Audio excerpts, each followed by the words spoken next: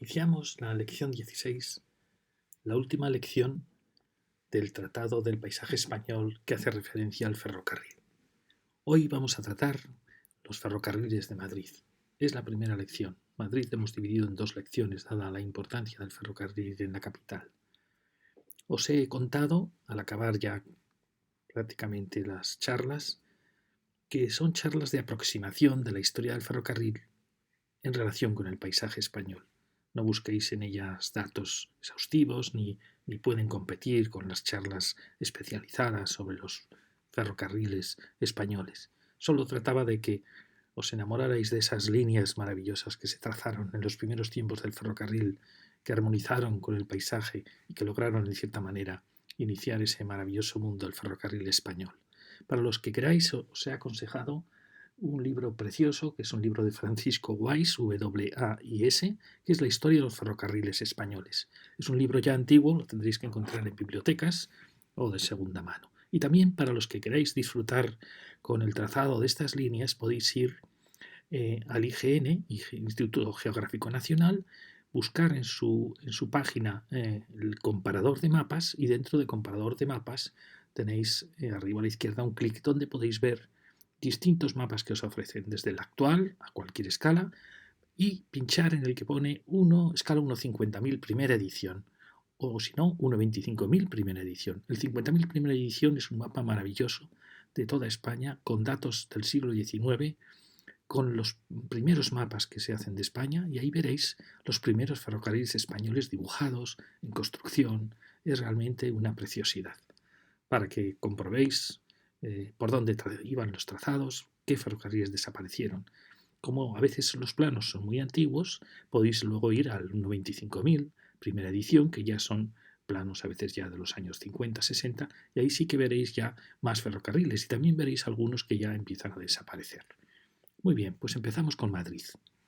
En todas las charlas os he mostrado los planos de España, cómo iba evolucionando el ferrocarril español. Fijaros que el primero fue el ferrocarril en la isla de Cuba. El segundo ferrocarril español fue el ferrocarril Barcelona-Mataró. Fijaros qué fechas tan tempranas, 1848. Fue una verdadera aventura. Es decir, que la periferia de España, Cataluña, fijaros, empiezan empresarios catalanes a crear sus propios ferrocarriles. También en Valencia, el Marqués del Campo empezó a crear unos ferrocarriles muy tempranos. Fijaros, Valencia, Játiva, 1854. También el mundo vasco querían crear, ya desde el año 45, querían haber creado ellos el Bilbao-Madrid. Y como vieron que la línea luego no pasaba por Bilbao, pues crearon el Bilbao-Tudela en estas fechas. También empresarios pamploneses con la Diputación logran plantear el Pamplona-Zaragoza-Barcelona, que se acabará en el año 61. También en Gijón, en la zona del Langreo, para ir al puerto de Gijón, que se considera el tercer ferrocarril de España. Lisboa también empieza muy pronto, con el apoyo del Marqués de Salamanca, que ahora lo veremos. Y fijaros, los andaluces son también tempranísimos. En 1859 está acabado el Córdoba-Sevilla. Pero fijaros, la primera línea que unió grandes capitales fue la Madrid-Alicante, que había partido del Madrid-Aranjuez. Fijaros que es el segundo de la península, después del de Mataró. Y aquí va a aparecer ya la aparición de capital francés muy poderoso. Tantos los Pereire, eran empresarios judíos de París, los Pereire y los Rothschild, y los Pereire van a crear la Compañía del Norte, la línea imperial, que va a ser la línea Madrid-Irún. Va a ser las grandes líneas, una de las grandes líneas de España, la que va de Madrid a Irún y que se decide que vaya por Valladolid, es decir, atraviesa toda Castilla. Y a la vez los Rothschild aportan, junto con el Marqués de Salamanca, el empresario español que hizo el barrio de Salamanca, crean la MZA, Madrid, Zaragoza, Alicante, que va a ser la primera que logre esta gran línea a Alicante en el 58. Fijaros cómo la aparición de estas enormes, grandes compañías extranjeras, francesas, va a hacer que al final todas estas empresas locales, catalanas, vascas, asturianas, andaluzas, valencianas, queden truncadas ante el poderío del capital de estos empresarios franceses. Al final veremos que Norte va a acabar adquiriendo todas las líneas del norte de España, incluso las líneas del Ebro a Barcelona. MZA, el Marqués de Salamanca, acabará comprando gran parte de las líneas andaluzas, quedará una poderosa compañía, la de andaluces, pero en cierta manera cercenada su conexión con la corte, y acabará comprando también las líneas a Portugal, que en parte él había iniciado con la línea Lisboa-Badajoz, y quedarán en el oeste una serie de compañías, las compañías de Madrid, Cáceres, Portugal, luego compañía del oeste, que al final el Estado las nacionalizará porque no tenían viabilidad económica. Fijaros, por tanto, que desde estas iniciativas tan tempranas de la periferia hispana van a surgir las grandes iniciativas de las grandes empresas que parten siempre de Madrid. Madrid hacia Irún, Madrid hacia Alicante, Valencia, veremos Andalucía. Fijaros, esto es ya la consolidación. Fijaros que hasta 1870 ya está creadas las grandes líneas hispanas. Fijaros, a Alicante se ha llegado en el 58, a Valencia en el 59. El Marqués de Salamanca logra conectar con Córdoba en el 65. Él había comprado también la línea Córdoba-Sevilla, es decir, toda Andalucía ya está unida con Madrid en el 65-66. A la vez se ha acabado la línea Ciudad Real-Badajoz en el 66, que no era del Marqués de Salamanca, luego veremos que la comprará, era enemiga, competencia con él, y con la unión con Lisboa.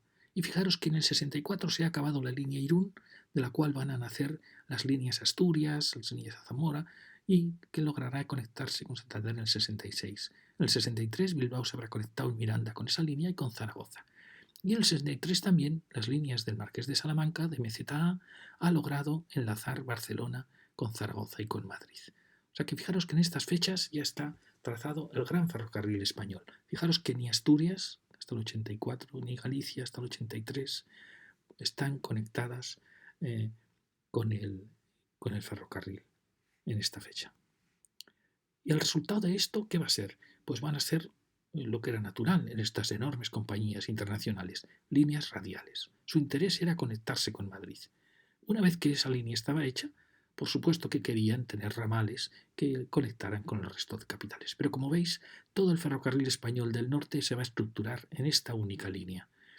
Todo el ferrocarril del este se va a estructurar en la línea Zaragoza-Barcelona, la cual unirá por el Valle del Ebro, por Logroño, y se unirá también a Pamplona, y en la línea que se dirigía hacia Alicante.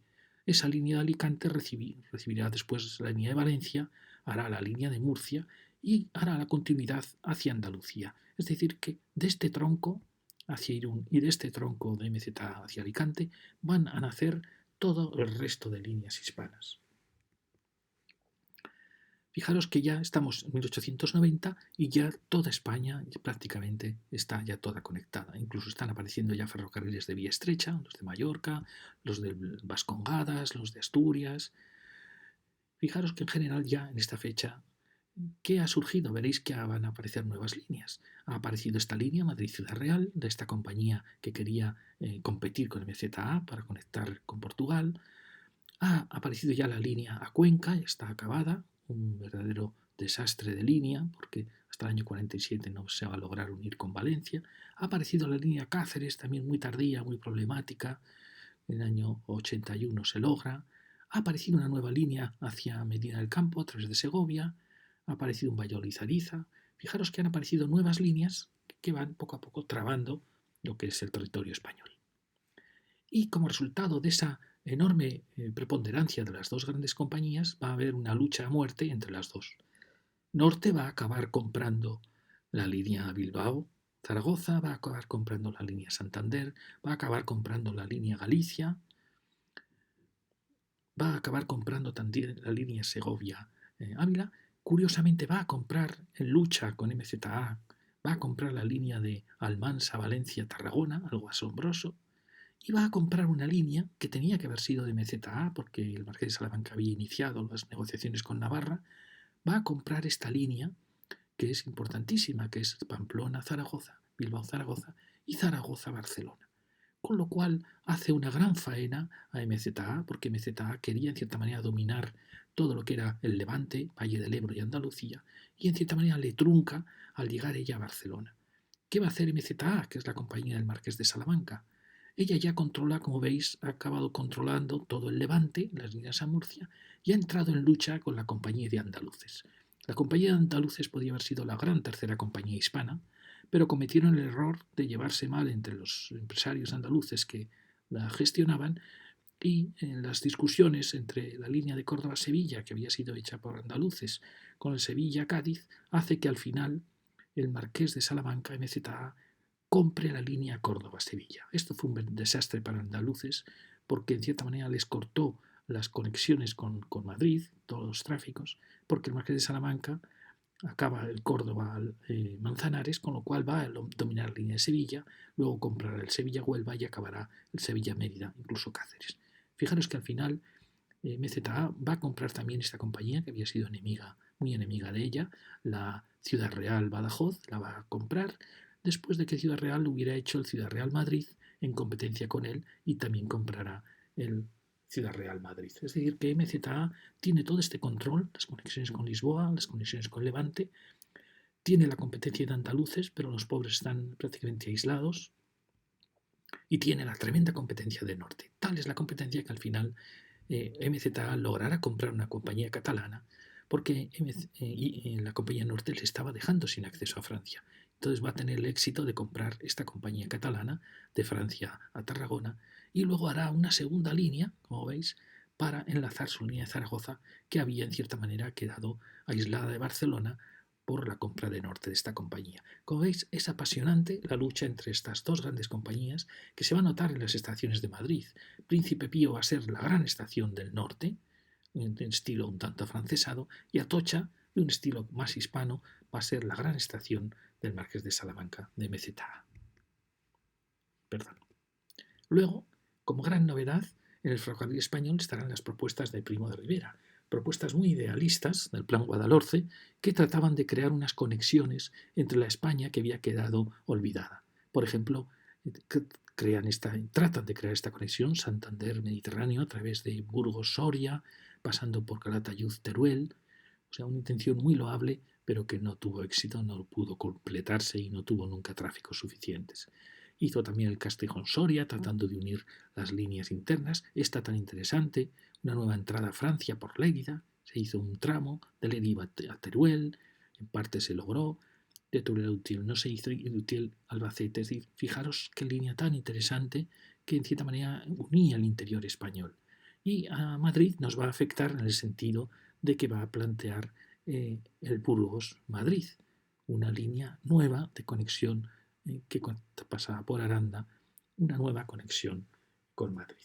También apoyará la línea Galicia, el Zamora-Orense, una línea muy parada, muy difícil, pero como veis va a aportar a Madrid esto, y también va a aportar el plan de enlaces entre las distintas líneas ferroviarias de Madrid. Entramos ya en Madrid.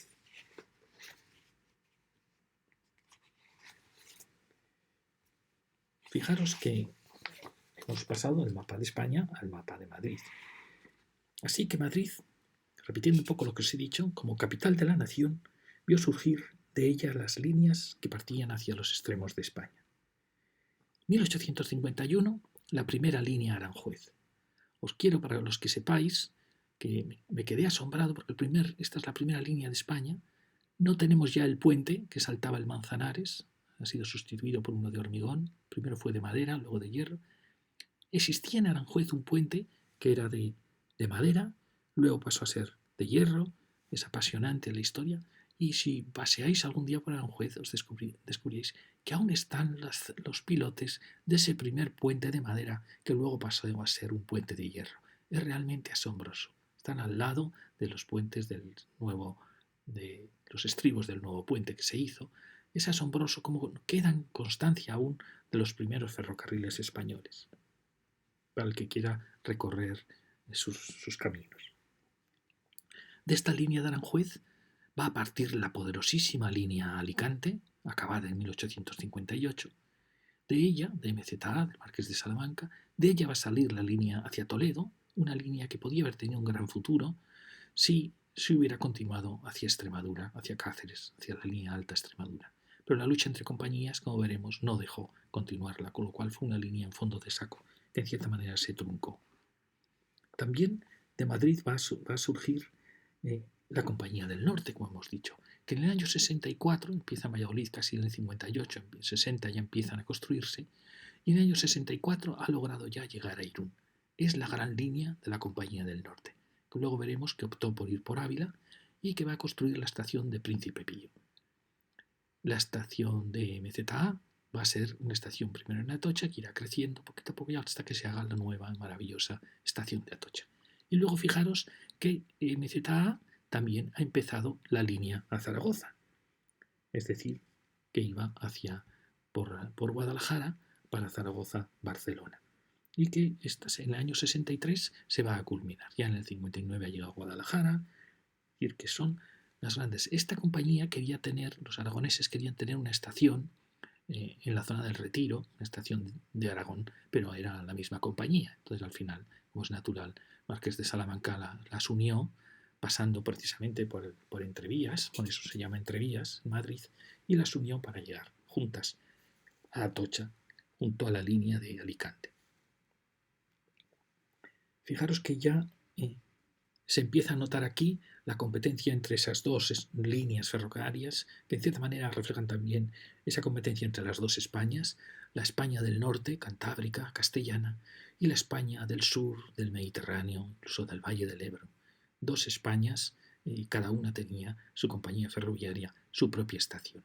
Veremos que muy pronto se va a hacer el trazado, la vía de contorno que se llamó, que es la unión, pasando bajo el Palacio Real, de la unión de la estación de Príncipe Pío con la estación de Atocha, que es una línea que unía los dos ferrocarriles. Fijaros que a partir de este plano, tras estas tres grandes líneas, ya en funcionamiento en 1864, ya se ha completado el Madrid-Irún, en el 63 el Zaragoza-Barcelona, y en el 58 ya estaba hecho el Alicante. Y fijaros que tenemos las tres grandes líneas. Entonces, estas líneas ya ha unido con Andalucía en el año 65 y a Barcelona en el 63 desde Zaragoza. Pero fijaros que en el 66 el Marqués de Salamanca ha logrado unir con Ciudad Real y existe la compañía de Ciudad Real a Badajoz, que en el 66 logra llegar a Badajoz. Es decir, que en cierta manera esta línea está recibiendo muchísimo territorio, ¿no? Porque está recibiendo Portugal, todo el sur de Portugal, Andalucía, Murcia y el Levante. Fijaros que a partir de aquí se van a crear nuevas líneas, como son la línea hacia Cáceres, Portugal, que se empieza en 1877 por una compañía muy valiente, empresarios cacereños, apoyados por capital extranjero, se atreven a hacer la línea Cáceres. Yo creo que fue realmente un error. Primero, fue un error que no continuara desde Toledo. Como ellos no querían caer en manos de MZA, pues deciden tener su propio recorrido. Fijaros que estas líneas van a ser muy importantes luego en cercanías de Madrid, porque esta va a ser la línea Extremadura, ¿no? Que luego va a ser la famosa C4. Todas las cercanías C4 van a ir, las C5 van a ir por esta línea, ¿no? Y fijaros que esta línea va a iniciar la competencia con la línea de Ciudad Real, la competencia, por tanto, con atrapar el tráfico de Extremadura que tenía MZA, y al final son líneas que hacen mucho daño a las líneas ya existentes, que nunca fueron rentables, que fueron problemáticas, y bueno, al final logró una conexión efectivamente con Lisboa, en el año 81 se logró acabar, pero son líneas complicadas. Pero bueno, era natural que apareciera una conexión hacia el oeste, natural, hacia Extremadura. Después va a aparecer la línea a Madrid-Ciudad Real. Como hemos visto, esta compañía de Ciudad Real, Badajoz, que era enemiga de MZA, estaba ya muy mal económicamente, porque realmente no tenía tráfico suficientes, y se atreve a hacer la conexión que creía que le iba a salvar, que era la conexión directa Ciudad Real-Madrid. Fijaros que ya había esta conexión, esta duplicar líneas por culpa de la competencia entre compañías, pues le llevó realmente a la ruina. Al final, el MZA acaba comprando su línea a Badajoz y su línea a Madrid. ¿Y qué pasó entonces? Que esta línea había hecho la estación de Delicias, con un puente propio que la línea pasaba al oeste de Villaverde y saltaba por un puente de hierro precioso, saltaba el Manzanares y se iba a la estación de Delicias. ¿Qué sucede? Pues que Marqués de Salamanca, como compra esta línea, ya no necesita la estación de Delicias, porque esta línea la lleva a unir a la línea de Atocha. Realmente la lleva por un corredor que ya habían hecho los de Extremadura. Los de Extremadura habían hecho un corredor, como aún no sabían bien cómo iba a acabar la línea, habían pedido a la MZ que les dejara usar el corredor hasta Atocha. Entonces hacen ese corredor. Pero esta, que es enemiga de MZA, hace la estación de Delicias. Cuando cae en manos de MZA, MZA no necesita para nada la estación de Delicias y se la ofrece al ferrocarril de Extremadura. Con lo cual este ferrocarril pasaba por detrás de Villaverde, o luego Villaverde Alto, y saltaba el Manzanares y entraba en la estación de Delicias. O sea que fijaros que al final está apareciendo la estación de Príncipe Pío, de la línea del norte, la estación de Atocha, de las líneas de Barcelona, del Levante, Andalucía y Lisboa, y una curiosa estación que está representando a los ferrocarriles realmente extremeños. Fijaros que luego va a aparecer una nueva línea que es por la presión de Segovia, que siempre había querido que la línea a Irún pasara por allí. Como no lo logró, siguió insistiendo y al final logró que en 1888, el primero se unió a Medina del Campo y luego que hubiera una nueva línea que llegase a Segovia, 1888. Pero es una línea que al final la va a comprar también, como pasa con el sur, la va a comprar la Compañía del Norte. Es decir, que ya el sistema central tenía dos líneas para ser atravesados, una hacia Ávila y otra hacia Segovia. Y fijaros que aparece una nueva línea que va a ser el empeño de Valencia por tener una línea directa a Madrid, aunque tenía ya la conexión en Almansa. Pues se empeñan en esta línea que va a tardar mucho en llegar hasta Cuenca, 1888. Valencia había llegado a Utiel antes, pero que jamás se acabará durante este siglo, sino que se tendrá que esperar después de la guerra al año 47 para poder acabarse. Siempre ha sido una línea en cierta manera maldita por los problemas económicos que ha tenido. Fijaros, ha tardado casi 100 años en acabarse, ¿no? Desde que se había hecho la conexión con Alicante. Con lo cual es una línea que al final la va a comprar también MZA, aunque realmente no le interesaban estas líneas, porque en cierta manera le hacían la propia competencia a sus líneas, exigían inversiones. Muchas de estas grandes compañías compraron, como igual que esta, tuvieron que comprar líneas de la competencia para lograr concentrar sus tráficos, pero luego eso les exigía mantener líneas que sabían que eran deficitarias. De cierta manera eso lastró mucho a las grandes compañías. También le pasó a Norte con las líneas gallegas, como vimos en el capítulo de Galicia. Es decir, que al final fijaros que se están incorporando nuevas líneas, quizá la más importante es la de Extremadura, esta que va a ser la línea de C4 que ahora conocéis y que, desmontada luego, porque nunca fue rentable, la aprovechó el AVE para ir a Sevilla. Fijaros que de algo ha servido esta línea. Y va a ser la línea de las C3. Perdón, esta es la línea de las C3, me equivoco. Esta es la línea de las C4 y esta es parte de las líneas de C5, ¿de acuerdo? Y esta es la que antes era, bueno, esta sí, la C8, y esta es la famosa siempre C2. Luego hablaremos de cercanías. En la segunda lección hablaremos de cercanías. Es decir, que al final Madrid, los ferrocarriles españoles están teniendo un esquema muy, muy claro, asombrosamente claro, porque todo pasa por Madrid. Fijaros, el hecho de que dos grandes compañías abarcaran casi todo el territorio nacional, solo tenemos que excluir de ellas la Compañía de Andaluces, del sur de Andalucía, y la Compañía del Oeste, que al final acabó siendo del Estado, la Compañía Nacional del Oeste. El resto está todo en manos de dos compañías. Simplificó mucho, por tanto, el esquema ferroviario. De Madrid. Así, fijaros, Galicia, Asturias, Santander, Castilla y León y País Vasco era atendido por una única línea que salía de Madrid, de la estación de Príncipe Pío, hacia Ávila. Todas las líneas acabaron siendo de la Compañía del Norte. MZA, de su originaria línea de Alicante, va a atender a Valencia, a Murcia, a Córdoba, Sevilla y luego Huelva. Y desde Manzanares va a atender a Ciudad Real, a Badajoz y a Lisboa. Es decir, una única línea que va a llegar a Atocha, va a abarcar todo este inmenso territorio español. Además, es decir, que atende Portugal, Extremadura, Andalucía, Murcia y Levante. Y otra línea de esa compañía va a atender a Zaragoza, a La Rioja, a Navarra y a Cataluña. y Aragón. Es decir, 3 líneas, 2 y 3 líneas, con 2 estaciones, Atocha y Príncipe Pío, se atendía a todo el tráfico peninsular. Este dibujo lo llamé las líneas innecesarias, pero bueno, realmente vinieron bien a muchas pequeñas capitales. Como he dicho, en esas 3 líneas y 2 estaciones, pronto unidas por la ronda de contorno, unió Príncipe Pío con Atocha, bastaba. Así que las líneas que surgieron después realmente eran innecesarias, pero bueno, por eso acabaron fracasando.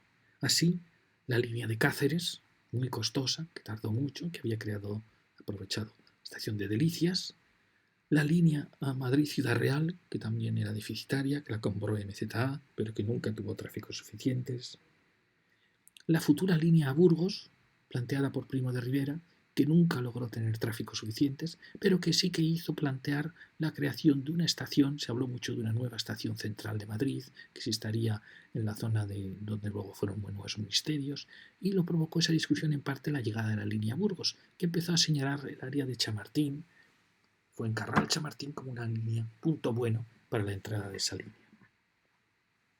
También había surgido la línea de Segovia, podríamos decir, era innecesaria si Segovia estaba unida a Medina. Bueno, al final, como es natural, todas las capitales querían tener su propia línea, como vimos también en Aranjuez, Cuenca, en Valencia. Y también va a aparecer otra asombrosa línea, que era la idea, nacida, es curioso, nació de unos ferrocarriles que eran de Barcelona, de un empresario catalán, Barcelona-Vilanova-Valls. Esa pequeñita línea acabó interesándose por unas líneas mineras que salían de Zaragoza y acabó planteando una cosa asombrosa, que era el directo Madrid-Barcelona sin pasar por Zaragoza. Y lo asombroso es que empezó a construirla. Y era una línea que llegaba a la estación del Niño Jesús, ya sabéis dónde estaba, luego se trasladó a Vallecas, que es el que ahora es el ferrocarril del Tajuña. Una línea asombrosa, porque iba hacia Arganda, saltaba el Jarama, iba hacia el Tajuña, saltaba el Tajuña, llegaba al Tajo, iba subiendo hasta Sacedón, casi hasta Cifuentes, ¿no? Hoy está tapada por los embalses de Guadalajara, ¿no? Y que de ahí pensaba llegar a Molina de Aragón, cruzar la cordillera ibérica para llegar a Calamocha, de Calamocha descender al Ebro, a Caspe, y de Caspe ya, a través de ya saltando el Ebro, llegar hasta Valls, atravesando toda la zona del Priorat. Fijaros qué línea tan asombrosa que por supuesto no se acabó. ¿Realmente hacía falta esa línea teniendo esta poderosísima línea Zaragoza? Pues realmente no. ¿Hacía falta la línea a Ciudad Real teniendo esta poderosa línea que iba a Manzanares Ciudad Real? No. Hacía falta, esta podía ser discutible, ¿no? Hacía falta esta línea teniendo la línea de Badajoz, que de Mérida podía haber enlazado perfectamente con Cáceres, pues realmente probablemente tampoco hacía falta. Y lo mismo podríamos decir de las líneas del norte. Pero bueno, al final todo esto enriqueció muchísimo el panorama ferroviario español.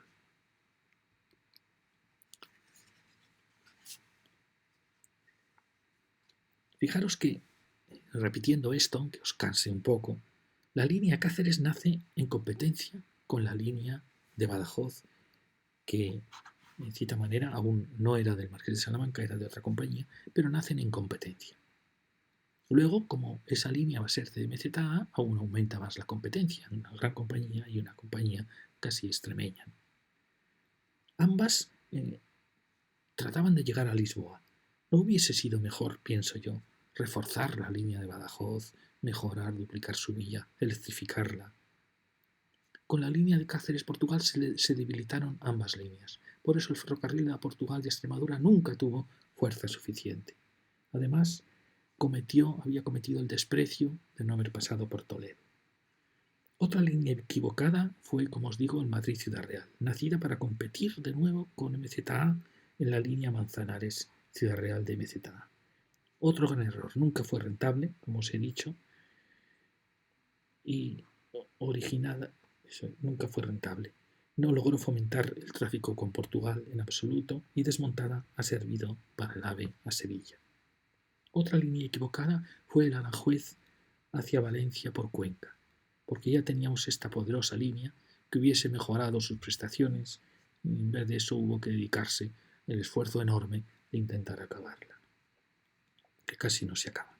Otra línea equivocada, absurda, fue, como os he dicho, la línea que al final fue de vía estrecha, directo a Aragón, el ferrocarril de Aragón, que iba hacia Barcelona sin pasar por Zaragoza. Y también podríamos decir que eran innecesarias, aunque quizá más lógica, el Madrid-Segovia. Si realmente la línea de Ávila podría igual luego haber pasado por Segovia, Miranda, es decir, cierto que Segovia había quedado aislada, aunque ya se pudo unir a Medina, perdón. Y quizá otra vía equivocada, quizá era también el Madrid-Burgos, aunque era una línea que podría desahogar mucho esta línea, estaba pensada como tráfico sobre todo de mercancías que conectaba con el puerto de Bilbao, pero en cierta manera, como veis, había una excesiva proliferación de líneas. Fijaros que entonces el paso del sistema central, ¿os acordáis cuando veíamos Sierra Morena, que al final solo había sido cruzada por una línea, luego por la línea Mérida, ya en el extremo español de Sierra Morena, la línea de Huelva-Mérida también, y la línea de Belmez? Pero fijaros que son líneas muy distanciadas, que al final triunfa la de Despeñaperro. Pero curiosamente, el sistema central, conforme está tan cerca de la capital, va a ser atravesado en 3 puntos. Mirad, la primera línea que se planteó tenía que optar entre Segovia y Ávila. Hubo mucha discusión entre las dos ciudades, luchando por cuál debía ir mejor. Al final, el ingeniero que hizo el trazado, que era abulense, llevó la línea por Ávila. Con mucha inteligencia sube la cordillera. Sí que es cierto que Ávila, podemos decir, está demasiado al oeste.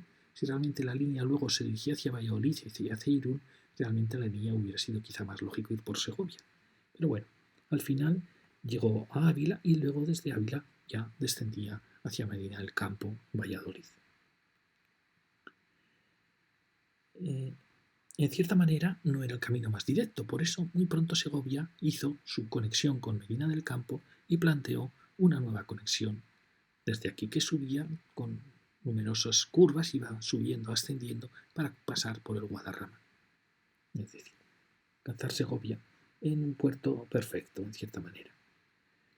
Una vez de la cruzada la cordillera, el descenso a Segovia es muy sencillo y de ahí también ir a Mérida. Desde esa línea va a surgir el precioso ferrocarril a Cotos, a Navacerrada, que sube, tan utilizado, es la famosa línea C9, hoy de Madrid, un precioso ferrocarril de alta montaña. Y el tercer cruce del sistema central más tardío fue en la línea a Burgos de Primo de Rivera, que con un enorme rodeo logra ascender hasta Somosierra, rodeo precioso, muy respetuoso con el paisaje, y cruza la cordillera, pero que al no capturar ninguna ciudad, solo capturaba la Aranda, hasta Burgos, ninguna ciudad de Castilla, pues no tenía tráfico suficiente. Estuvo pensado como un tráfico entre el puerto de Bilbao y Madrid, pensado quizá más en las mercancías. Entonces nunca fue una línea excesivamente atractiva. Y ahora fijaros que después de estos 3 cruces, el AVE ha optado por hacer un gigantesco túnel que atraviesa la cordillera, es este túnel, y que va directamente a Segovia.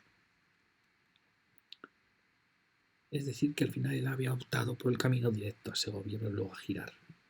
Y de este AVE van a depender todos los aves a Galicia, a Asturias, a Cantabria, al País Vasco, a Francia, a Castilla e Irún. Las 3 líneas antiguas, por tanto, van a quedar sin tráfico realmente de pasajeros de larga distancia. Pueden utilizarse para corta distancia o bien pueden pensarse en su transformación en ferrocarriles de mercancías o bien ser clausuradas. Fijaros que esta línea de Burgos que os he dicho, que es la última, las dibujo aquí porque me asombra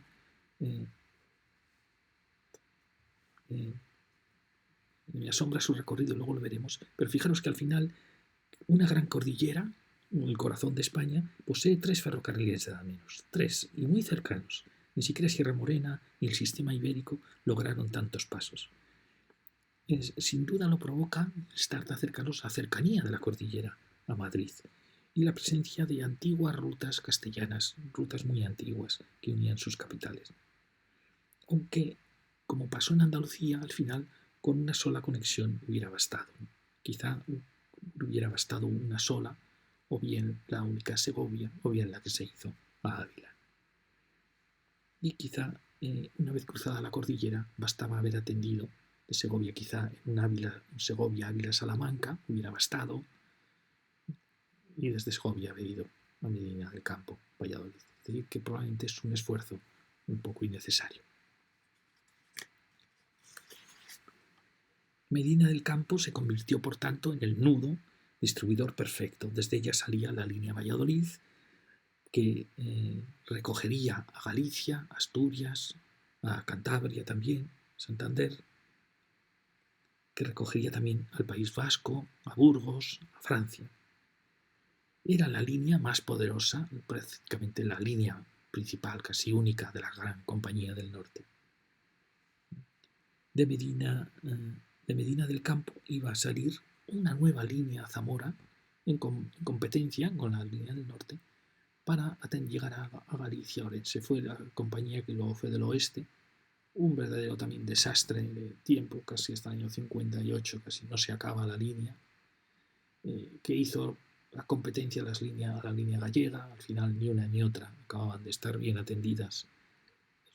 Realmente fue una línea un tanto innecesaria.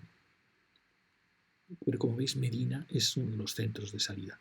De ella va a salir también la línea Salamanca, que iba a ser al final una línea que podía haber sido muy importante porque era el Lisboa-Irún más directo y fue utilizado así durante algunos años, pero que tampoco se primó excesivamente. Y luego íbamos a tener la línea Ávila-Salamanca, también muy tardía, que era natural que uniera a las propias capitales de Castilla.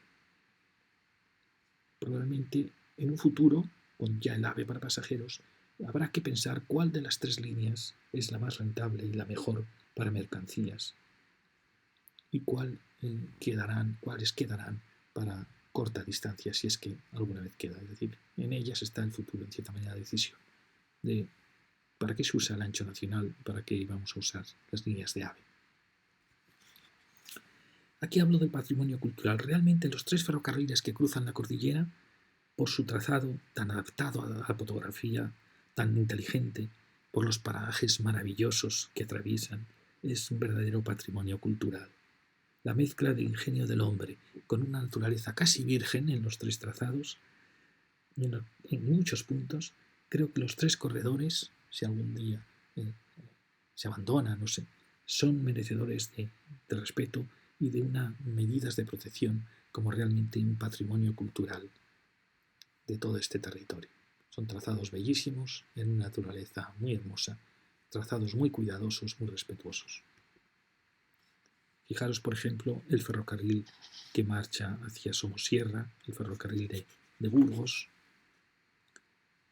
que se inicia por Primo de Rivera. Fijaros que busca un tercer paso el sistema central, primero, pero más hacia el este que los otros, ¿no?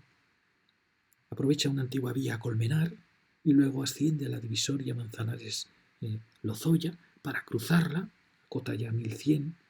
Una vez que la cruza, rodea maravillosamente el valle del Lozoya en una preciosa ascensión hacia el túnel de Somosierra, a 1300 metros de altitud.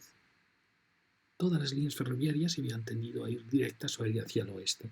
Esta es la que se arriesga por tierras muy vírgenes, sobre todo el Alto Manzanares, el Valle del Lozoya, verdaderos parajes naturales maravillosos hoy ya protegidos. Esta línea, como todas las que planteó Primo de Rivera, eran demasiado optimistas y nunca logró competir con la poderosa línea de Valladolid.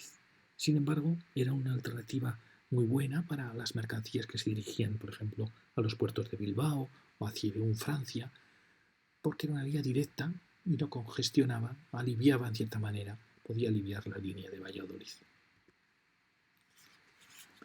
El ferrocarril a Burgos, como os he dicho, va surcando y ascendiendo bellísimamente el Valle del Lozoya. Es un recorrido maravilloso en un parque natural. Solo en este territorio, solo la A1, terrible A1, ha alterado el paisaje, ha dejado márgenes degradados, ha roto el precioso puerto de Somosierra. Esperemos que algún día la A1, restaurada, recupere la belleza del valle, una belleza que el ferrocarril había sabido demostrar. Y ya acabamos esta primera lección con el AVE, con el famoso túnel de Guadarrama, una obra impresionante. El AVE optó por el camino más directo saliendo del norte de Madrid. Alcanza directamente Segovia con el túnel los más largos de España, pero por desgracia, esta maravillosa obra de ingeniería, por desgracia, las aproximaciones al túnel, tanto desde Madrid como de Segovia, han destrozado el paisaje, sin ninguna duda. Tiene profundas trincheras, con un territorio con todos sus márgenes degradado. Nos tienen acostumbrados realmente los ingenieros a ello, a destrozar el paisaje, a ser incapaces de dialogar con él. Podían aprender de los antiguos ingenieros de los ferrocarriles. No hay ninguna preocupación por el antiguo parcelario, por los antiguos caminos, ni les preocupa reforestar la zona que destrozan, ni cubrir sus trincheras. Al final, ¿qué espectáculo tiene el pasajero cuando en estos antiguos ferrocarriles todo era belleza? Ahora lo que tiene son vallas, son taludes, son muros de contención, profundos fosos, destrucción de la montaña. Es realmente una pena que tanta inteligencia, tanto poder técnico no vaya acompañado de un verdadero valor espiritual. Y entonces, fijaros que frente a las 3 líneas para cruzar el Guadarrama, el AVE optó por el camino directo a Segovia, Medina y Valladolid. Medina se ha mantenido como núcleo de comunicaciones. Desde Medina sale la línea Galicia, que yo creo que es, de cierta manera, un error, un corte de Castilla para ir directamente a Santiago, olvidando todo el resto de ciudades castellanas. De Palencia van a salir las líneas a Asturias y a Cantabria, siguiendo el esquema de la antigua línea del norte.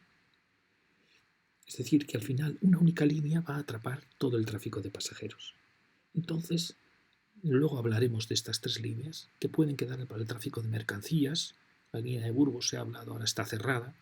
Se ha hablado de recuperarla, el tráfico de mercancías. La línea de Ávila siempre tendrá quizá los recorridos cortos, ¿no? Los pasajeros que quieran ir de Ávila a Madrid, Salamanca, Ávila, Madrid.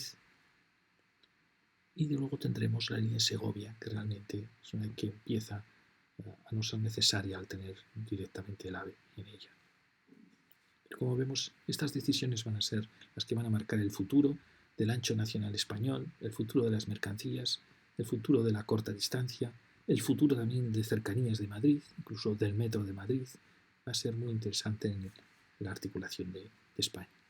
Y de aquí pasaremos a la segunda lección de los ferrocarriles de Madrid. Muchas gracias.